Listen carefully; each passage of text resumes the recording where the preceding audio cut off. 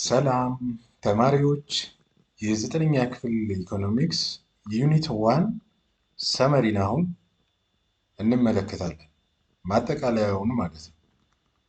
እንግዲህ ኢኮኖሚክስ ምንድነው ብለናል? ሶሻል ሳይንስ። ስለምንድነው የሚያጠናው? ኤፊሽንት አሎኬሽን ኦፍ ስኬርስ ሪሶርስ in order to attain the maximum fulfillment of unlimited human wants። እነዚህ አራት ነገሮች መጀመሪያ ላይ ለማየት እንደሞከር ነው በአንድ እንትን ተቀምጠዋል ማለት ነው። ስለዚህ ኢኮኖሚክስን ስትገልጹ በዚህ መንገድ መግለጽ ትችላላችሁ። አንደኛው ምንድነው? ሶሻል ሳይንስ ነው።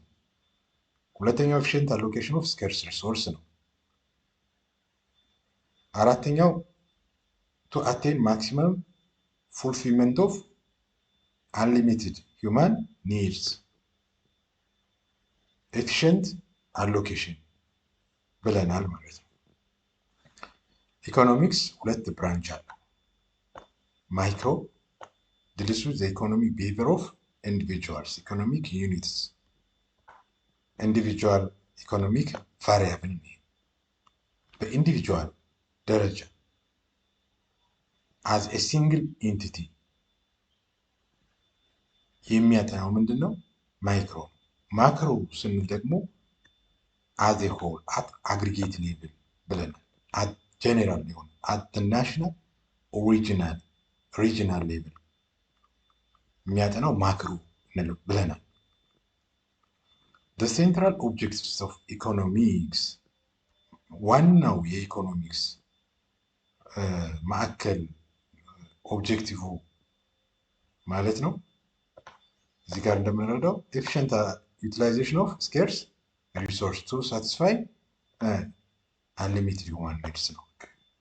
ሴንትራል ኦብጀክቲቭ የኢኮኖሚክስ ኤፊሽንት ዩቲላይዜሽን ኦፍ ስኬርስ ሪሶርስስ ቱ ሳቲስፋይ አንሊሚትድ ሂውማን ኒድስ። ኢኮኖሚክስ ቱ ሜተርስ ኦፍ ሎጂካል ሪዝኒንግ ብለናል።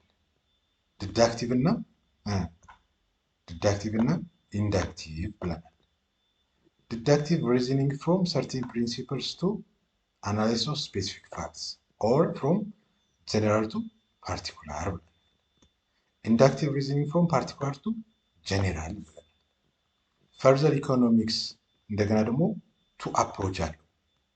ይሄኛው ከሪዝኒንግ ሎጂካል ሪዝኒንግ ነው። ይሄኛው ደግሞ አፕሮች ሁለት ነው። ፖዚቲቭ ኢኮኖሚክስ ዲልስ ዊዝ ዘ ኖሎጂ ኤንድ ፋክት የሚያየው ምንድነው? ኖሎጂን እና ፋክትን። ኖርማቲቭ ኢኮኖሚክስ የሚያየው ኢንቴልስ ቫሊዩ ጀጅመንት አፕላይንግ ዘ ኖሎጂ ቱ ሶልቭ ፕሮብሌምስ። ስለዚህ በሁለቱ መካከል በቀላሉ መረዳት ትችላላችሁ በዚህ ማለት ነው። አን ኢኮኖሚ ኢዝ ዲቫይድድ ኢንቱ ዲፈረንት ፓርትስ። በሌላ መንገድ ደግሞ ዲሲሽን ሜኪንግ ዩኒት ብለናል። ውሳኔ የሚወስኑ ኢኮኖሚውን the basic decision making units of an economy are አንዱ ምንድን ነው? household which are the chief owners of factor of production ብለናል። chief owner of factor of production የነማ? land, labor, capital and entrepreneurship ማለት ነው። ይሄን ኦውን ያደረገ ማን ነው? household። ከላንድ የምናገኛለን ብለናል rent፣ ከላበር ዌጅ፣ ከካፒታል ኢንተረስት፣ ከኢንተርፕረነርሺፕ ፕሮፊት ይገኛል ማለት ነው። ቢዝነስ ፊርምስ which hire the service of factor of production ያኛው ቺፍ ኦነር ኦፍ ፋክተር ኦፍ ፕሮዳክሽን ካልን ቢዝነስ ፊርሙ hire the service of factor of production from household to produce commodities። በቃ ትክክለኛ ትርጉም ይሄ ነው። and the government which gets income mainly from tax on household and business firm in the form of direct and indirect tax። ስለዚህ በሃውስሆልድ በቢዝነስ ፊርም እና በገቨርንመንት መካከል ዲሲሽን ሜኪንግ ዩኒት የሚባሉትን ማለት ነው በቀላሉ ከሰመሪው ላይ መለየት ትችላላችሁ ማለት ነው። ሰመሪውን እንግዲህ ይህን ይመስላል።